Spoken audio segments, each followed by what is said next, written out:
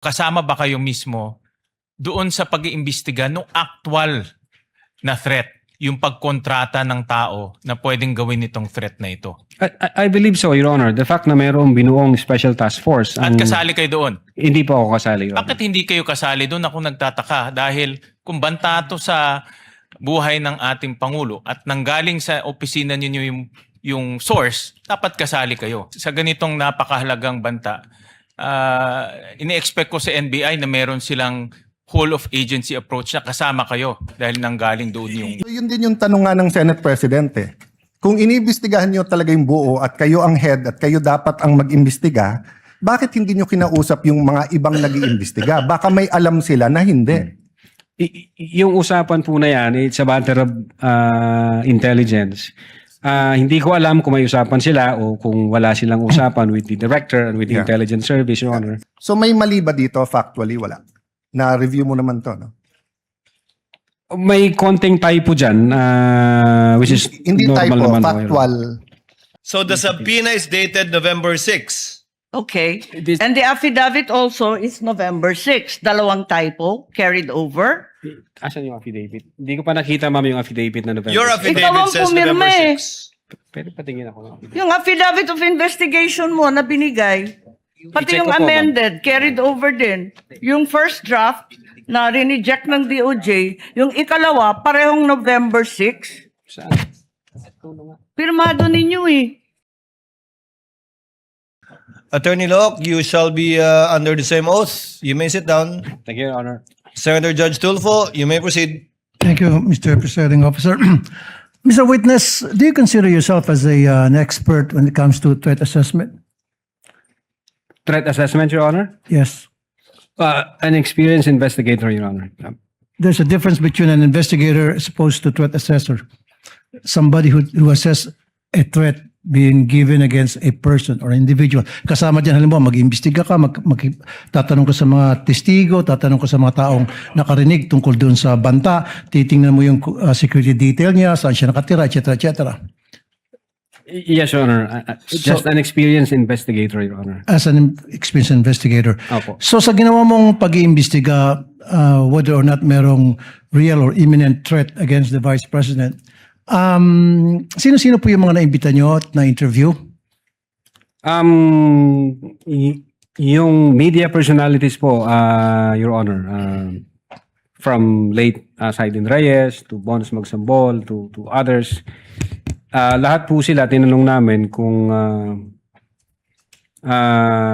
kilala nila yung kinausap na ni VP Sara, yung tao na kinontrata. Lahat po sila nagsabi na hindi nila kilala at wala silang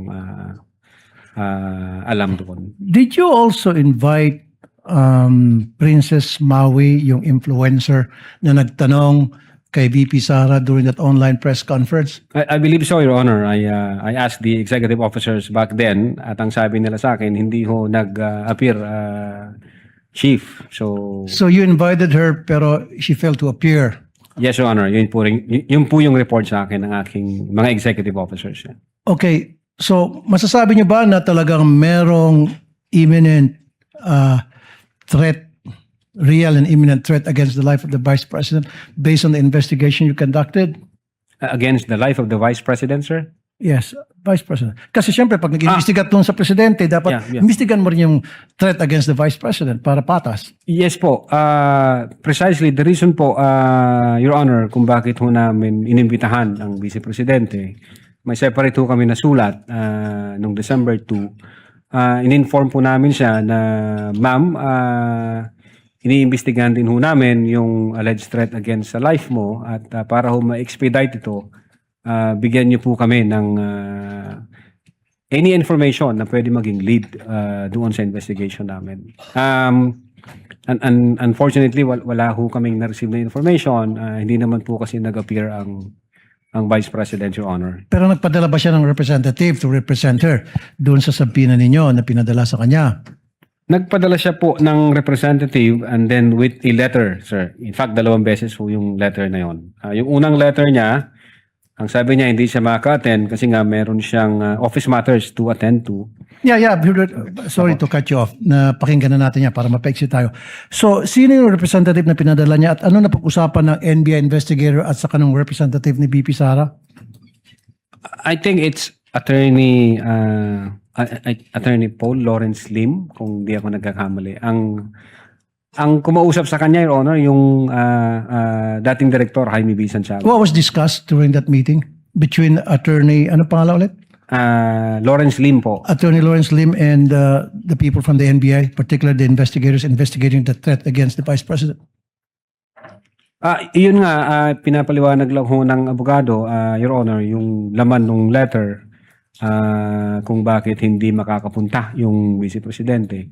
And in fact, doon sa pangalawang letter, may sinasabi ang abogado na 6 years ago, may threat ang Vice Presidente. So, hopefully, confident ang Vice Presidente na iimbestigahan nyo rin yung issue na yon. So, 6 years ago, pero hindi niyo ba 6 years, 6 months. Okay. 6 months yata, Your Honor, 5 to 6 months. Alright, so if I'm not sinabi mistaken, nung representative ni BP Sara na 6 months ago, there was a threat against the life of the Vice President. Yun po yung nasa letter. Okay, inusisa niyo ba kung ano yung threat na pinagsasabi niya?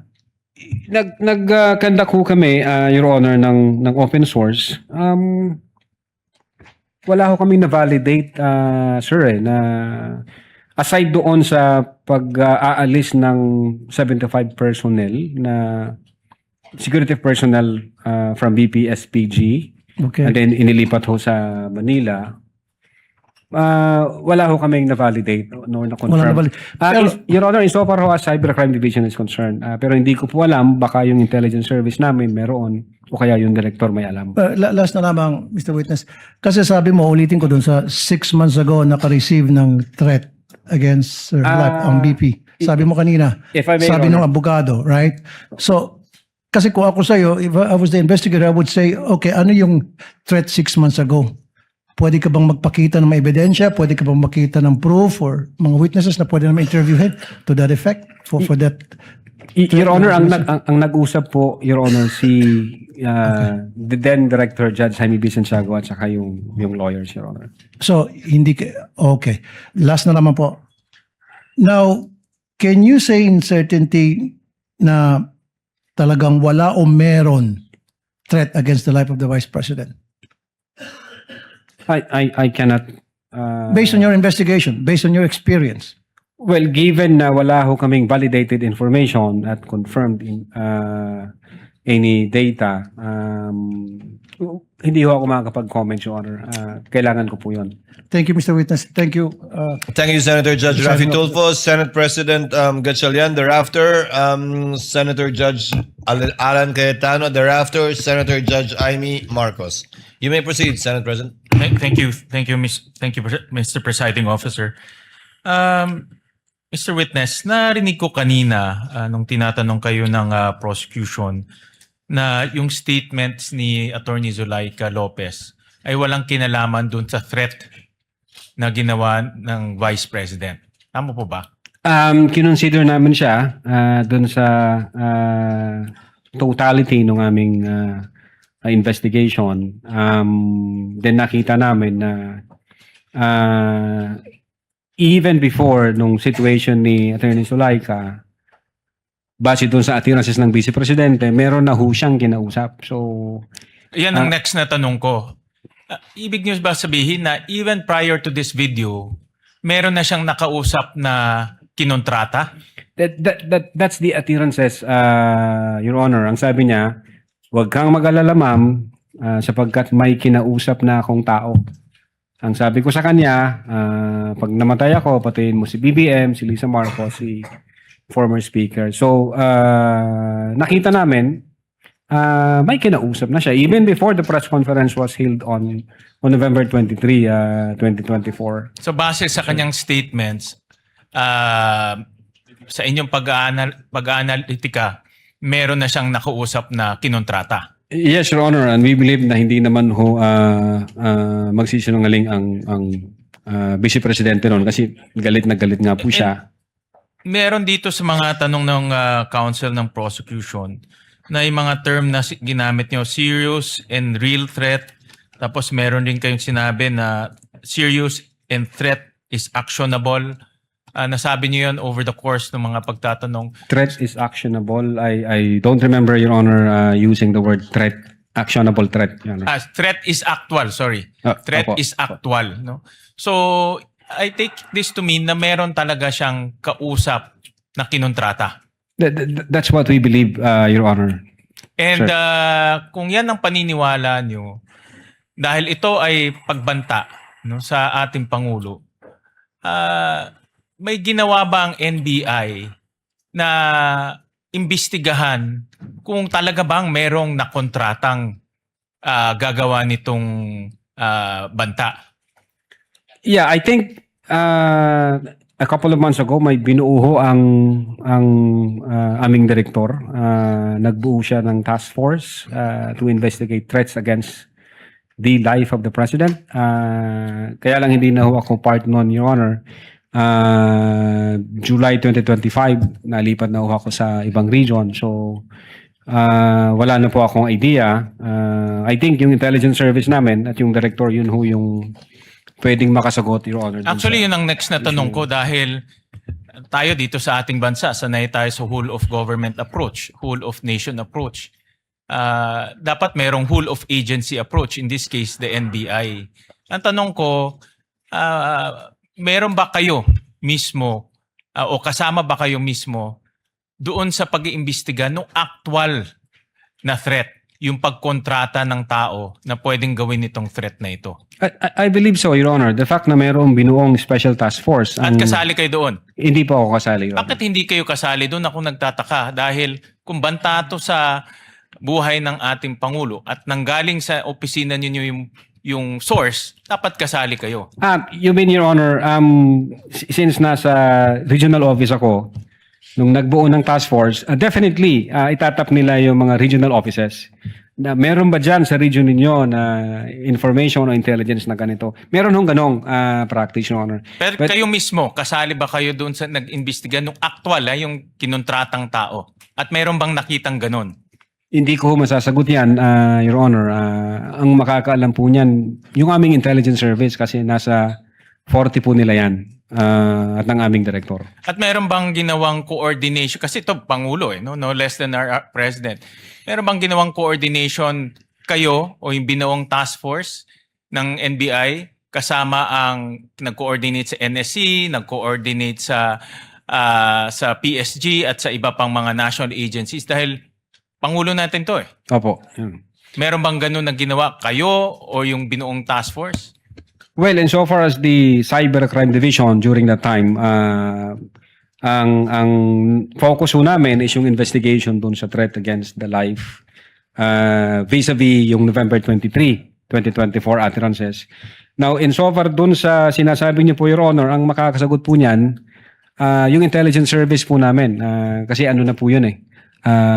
Para siyang deep dive intelligence gathering na po yun. Ang punto ko lang naman is sa ganitong napakahalagang banta, ini-expect ko sa NBI na meron silang whole of agency approach na kasama kayo dahil nanggaling doon yung... Yes, Your Honor. Yung binuho ng director na memo, nag-create siya ng task force.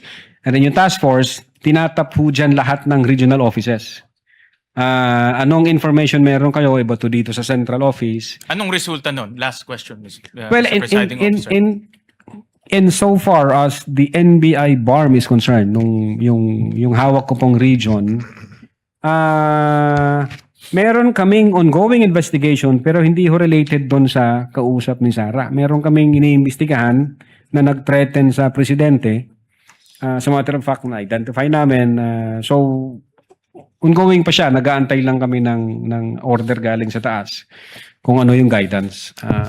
Sir. Thank you, Mr. President.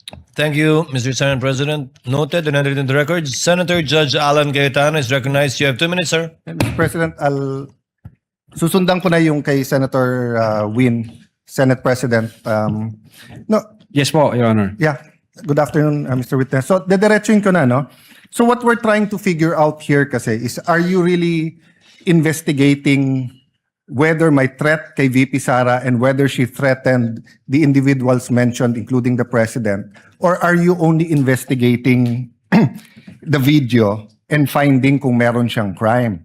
So I asked Agent John Mark Calilum, hindi daw niya kinausap ang sabi ko PSG, pero PSC na sila ngayon, di ba?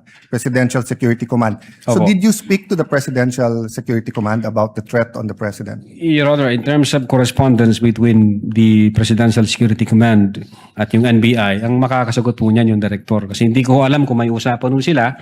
Meron ho kasi kaming tinatawag na need to know basis. Ang focus lang ho namin as... The problem with your answers, witness, is that kung yan ang sagot mo parati, hindi mo inimbestigahan ng husto. Hindi ho. Because you didn't get the information from your intelligence. You did not get your information from the task force.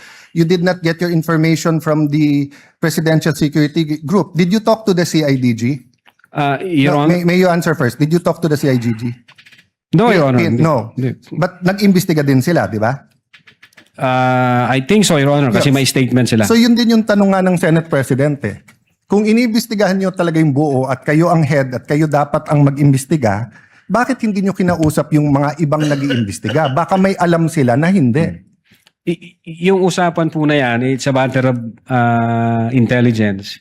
Hindi ko alam kung may usapan sila o kung wala silang usapan with the director and with the intelligence service, Your Honor. Yeah, I'll take that answer, but I think at least alam nyo yung nasa isip namin and what we want clarified. Secondly, sir, all of you, yung apat, you signed the February 10, February 2025 NBI Affidavit of Investigation. Tama po ba, di ba? Yes, Your Honor, our affidavit of Tapos investigation. kasama dito yung verification nyo, basically saying that based on the records, tama tong lahat. No? Verification ng ano po, Your Honor? Ng, Sa dulo, nag-sign kayo ng verification. verification of non-forum shopping, Your Honor? Yes. And Opo. that, aside from non-foreign shopping, give me some latitude because to explain the question.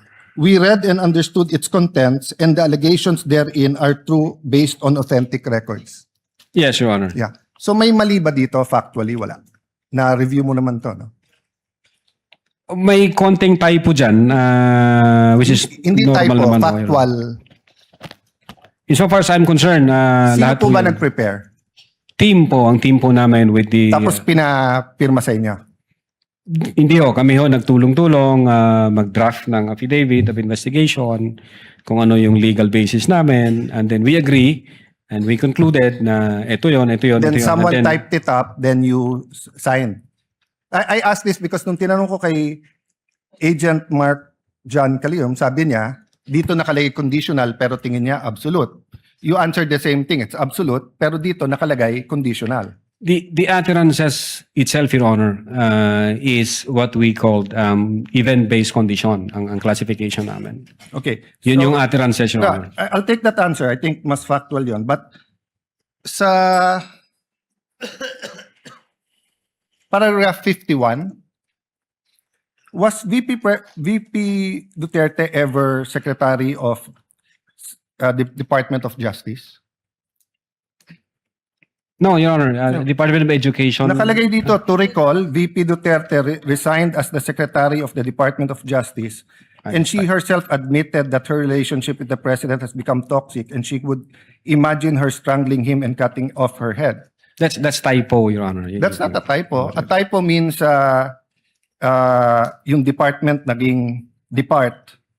Department of Justice and Department of Education are two different things. Ang alam namin, sorry po. Yes, sir. Go ahead, sir. Yeah, Department of Education ang alam Yeah. namin. So, kasi I just filed my counter affidavit sa ombudsman about yung obstruction of justice. Ilang beses ko kailangan basahin kasi nga, pag may mali, pinirmahan nyo na sinasabi nyo, no? But anyway, going back to the condition, you mentioned the case of SPO2 Hamata. Yes, sir. But isn't it true that the lis mota of that case was really res judicata and double jeopardy? Meaning, hindi tinake up ng Supreme Court whether or not a condition. Yes, sir. Di ba? Opo. Oh, so that wasn't on point. Kasi I was going to ask, is there a difference if the condition is legal or illegal? Di ba? So halimbawa, pag sinabi ko sa yung, pag natanggal akong Senate President, patatanggal din kita. Okay. unang-una, legal naman akong tanggalin na Senate President. We always vote. There's nothing there. But if illegal, o pag pinapatay mo ko, papapatayin din kita. Is there a difference if the condition of why I will act or why I'm threatening you is an illegal act? Well, under the law, Your Honor, it says there that even the condition is unlawful. So, regardless of the nature of the condition, Yes. sir. No, I want to get lang into your mind when you sign this because nga medyo novel yung case to for me. Even as a lawyer, I have to do more research and see anong ibig sabihin nito grave threats dito because you keep mentioning we keep mentioning here that this is the second highest official in the land and therefore pag trinete niya ang pangulo. But who was the vice president claiming na pwedeng magpapatay sa kanya? Again, Your Honor, yun po yung reason ba't nag-issue kami ng subpoena. No, Gusto po sa, namin... sa reading nyo nung statement niya, sino tinutukoy ng Pangulo na mukhang mag-ooperate sa kanya ng Operation Romanov? Sinong pinagbibintangan niya? Well, una, kung ang pag-uusapan Romanov, Your Honor, ang alam namin na unang nagbigkas ng Romanov ay si Mayor Baste yata noong January 2024. Other yes. than... That's irrelevant. Ang question ko, in the mind of the Vice President, sinong pinagbibintangan niya na pwedeng magpapatay sa kanya? You said you investigated eh. So mahaba na testimony niyo ni Agent John Mark. So of course, kasama sa investigation niyo, sino sa mind ni Vice President magpapapatay sa kanya? Well, again, Your Honor, since wala kaming makuhang valid information, Ano, hindi ba klaro sa video na ang pinagbibintangan niya is the First Lady, the President, and the Speaker of the House? So sabi niya, pag pinatay ako, patayin mo silang tatlo. So ang pinagbibintangan niya na magpapapatay sa kanya, yung tatlo. I cannot answer to that, Your Honor. Senator Judge Alan, Yes. kindly wind up. Albert, but you have to be able to answer that because you're the one who investigated. And that is crucial. Why? Because part of your self-defense, so for example, if I know na sa senator judge, pag hindi ako bumoto one way or the other, papapatayin ako ng whatever, chief PNP or papapatay ako ng whoever. So pag sinabi kong, pag ako pinatay, si ganito nagpapatay sa akin. And then, ang difference, I don't usually give a threat na patayin mo rin.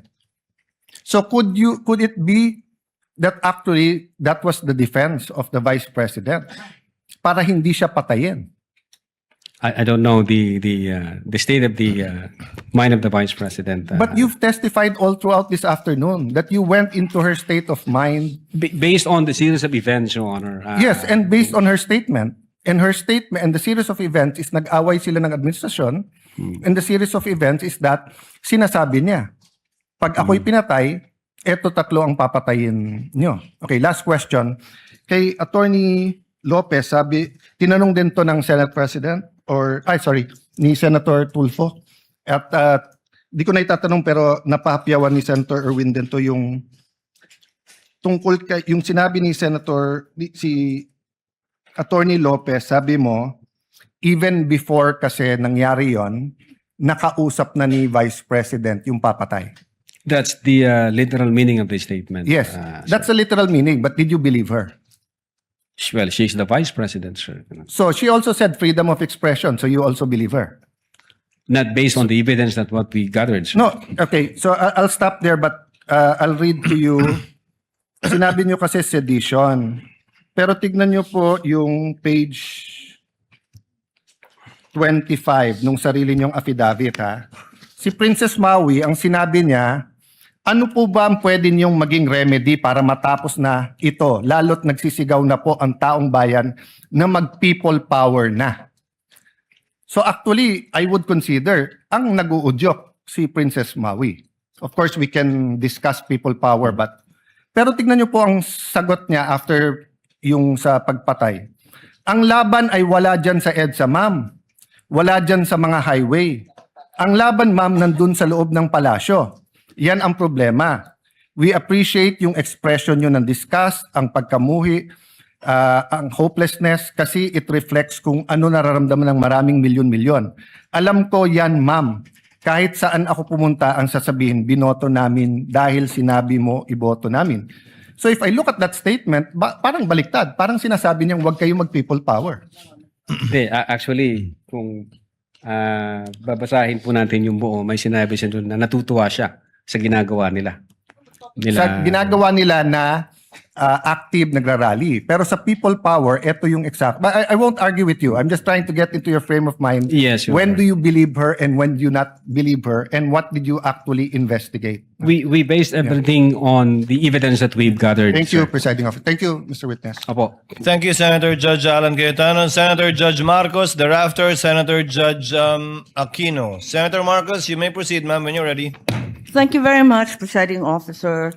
And Attorney Lontok, Yes, ma'am. maupay nga pag-abot din Mapaya hindi kulog, ma'am. ha aton Senado. Opo, ma'am. Okay, I'd like to affirm lang yung sinabi mo kanina na nung nangyari nga itong hating gabi na interview ni Vice President sa Zoom, agad-agad in-orderan kayo, in-instructionan ng NBI na mag-imbestiga. Tama po yun. Hindi po, Your Honor. Sabado po yon, lunchtime, mayroon kaming meeting ako with the then Director Santiago.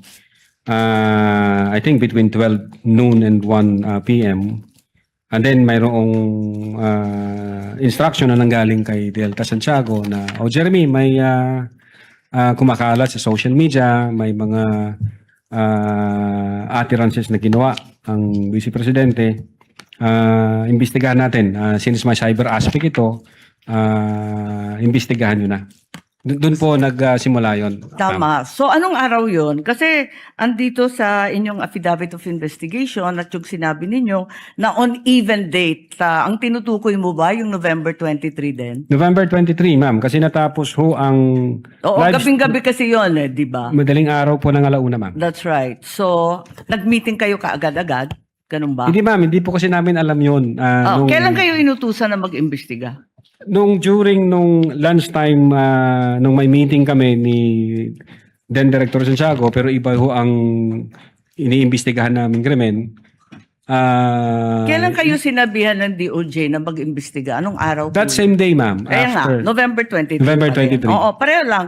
Yun ang sinabi ninyo kanina nung tinatanong kayo ng counsel ng prosecution. Yan din ang nakasaad. On even date ang nakasabi sa inyong Opo. affidavit. Yes, ma'am. Okay. So, nag-umpisa na kayo. Kwento nga ninyo, four-phase yung investigasyon. Nag-umpisa sa identification. Nagbigay kayo ng hash value. Nag-preserve kayo ng data. Pagkatapos nag-research kayo. Subsequently, sinabi mo na meron kayong open source intelligence search at natuklasan ninyo na meron palang October 18 video na press con na naman ni OVP na nasa Facebook at may mga sinasabi na naman na puputulin yung ulo. Tama ba yon? Yung October 18 ang nakita ninyo? That's the continuation in the analysis phase, Your Honor. Oo. Yes, Your Honor. Kasi nag-research na kayo, no?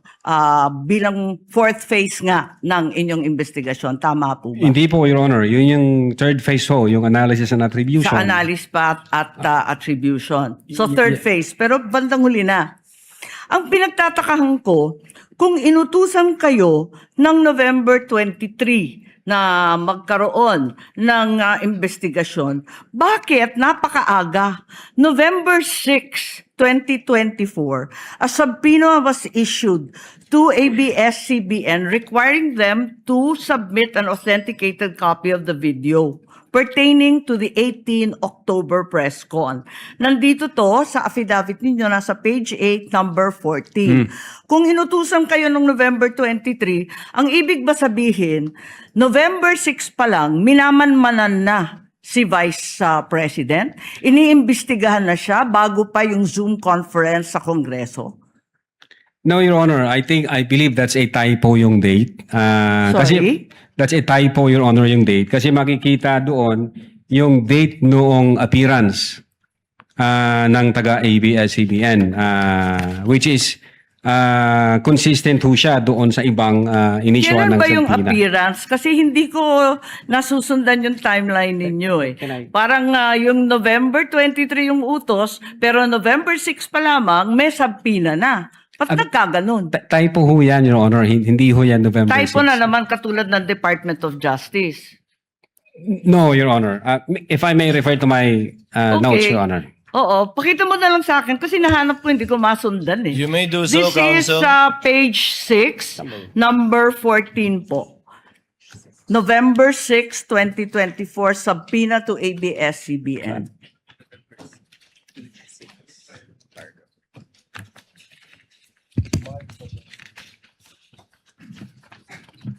Yung subpoena mismo. The subpoena itself. The subpoena itself. Wala naman yatang date na binibigay tungkol sa appearance ni Patria Morales at yung iba pang Meron po, taga-ABS. Your Honor, if I Pakituro lang have kasi the, hinahanap record po of the namin. Subpoena.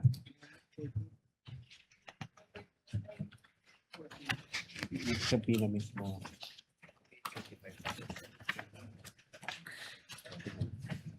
For information, the time of Senator Judge Marcos is over. Kindly. Yes, but he's still responding Of course, to the we same will wait for question the if you will response allow. first. Siya po yung matagal, hindi tayo. We're only counting your the questions that you asked, not the answer. Neither are we counting the waiting time for the witness to answer. I-check ko lang po, Your Honor, para na Kasi yung mga sumunod na meeting, doon sa page 13, sa number 30, at sa mga sumunod, yung mga tinutukoy doon, yung mga media na nandun sa Zoom conference. Hindi naman siya yung ABS na humawak ng camera noong October 18. Iba naman yung mga tinutukoy doon eh. Attorney Lutok, Opo. the question of the Honorable Marcos is on page 6, paragraph 14. You said you sent a subpoena on November 6, 2024.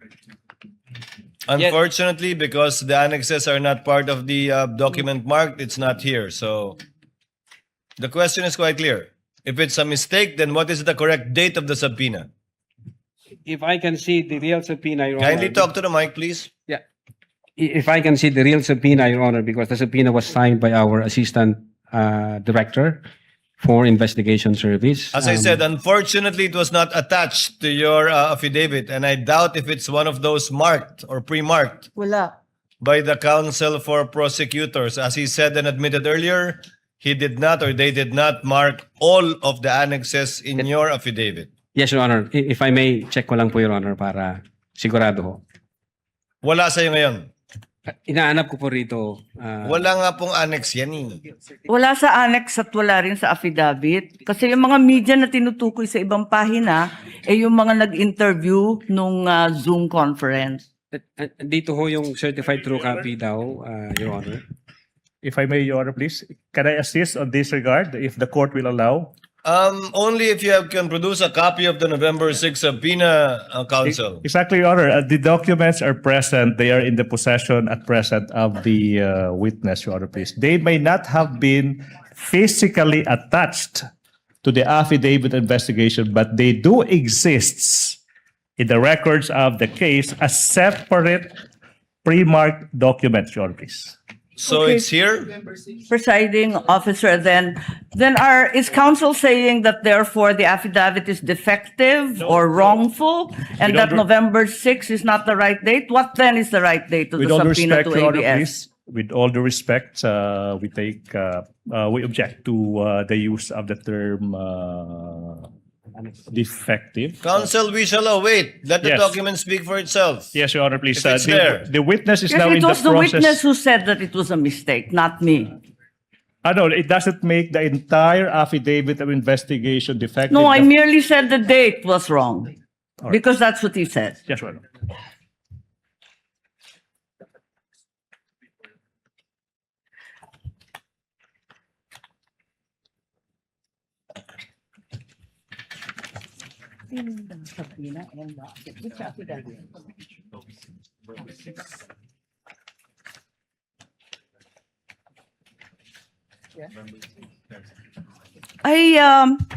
It's just been brought to my attention that, in fact, presiding officer, 2 documents were issued on November 6. Not only the subpoena to ABS-CBN, but further the affidavit of investigation regarding the October 18 press con.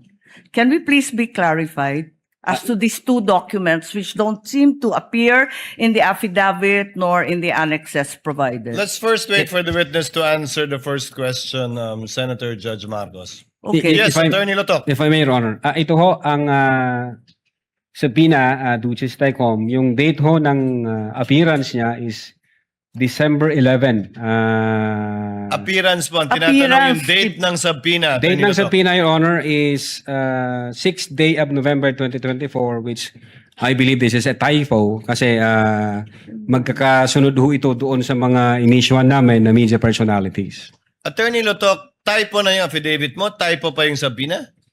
Hindi po. What are you typo looking yun. at? The subpoena or the affidavit? Dalawa yan eh. What are you looking at, Attorney Lotok? The subpoena, Your Honor. So the subpoena is dated November 6. Okay. This- And the affidavit also is November 6. Dalawang typo carried over. Asan yung affidavit? Hindi ko pa nakita, ma'am, yung affidavit na November. Your 6. Ikaw affidavit ang says pumirma November eh. 6. Pwede patingin ako ng affidavit. Yung affidavit of investigation mo na binigay, pati I-check yung ko po, ma'am. amended, carried over din. Yung first draft na rineject ng DOJ, yung ikalawa, parehong November 6. Saan? Pirmado ninyo eh.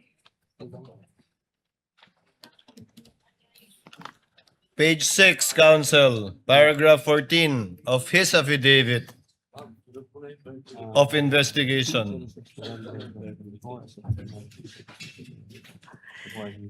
Yes, Your Honor. It's November 6, 2024 ang nakasulat dyan. So typo din yan? Is it your testimony na typo din yan?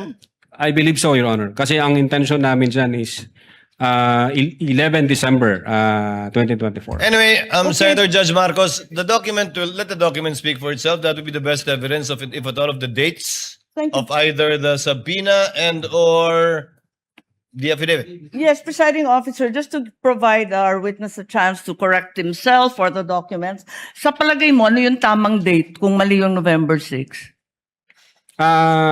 Same ho, Your Honor, doon sa mga subpoena na inisyu namin sa media personalities. Dapat magkakapareho. Yes, magkakasunod po yun. Okay, sige. Maraming salamat. Thank you very much, presiding officer. Damo nga salamat. Salamat po, ma'am. Thank you, Senator Judge Marcos. Senator Bamakino, and then we proceed to cross. Your Honor, can we just Yes, point out Attorney one? Binlon. Your Honor, regarding that matter, Your Honor, may we just manifest, Your Honor, for the record that not only in paragraph 14, page 6, does the November 6, 2024 date appear, it also appears on the footnote. Footnote 12, November 6, 2024. So I don't think we just want to read for the record footnote 12, subpoena to Francis Toral, head ABS-CBN News dated 06 November 2024.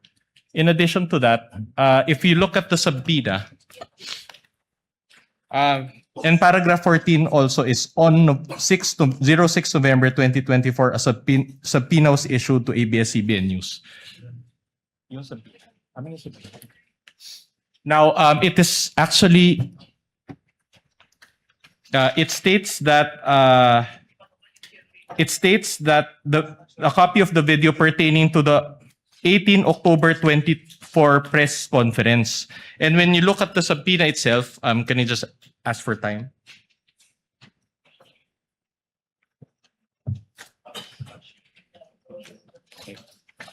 The subpoena, if you look at the subpoena, there's an attachment, and the photo there contained therein actually pertains to the 18 October 2024 press briefing. So in other words, Your Honor, this is a substantive, this is not a mere typography. Objection, Your Honor.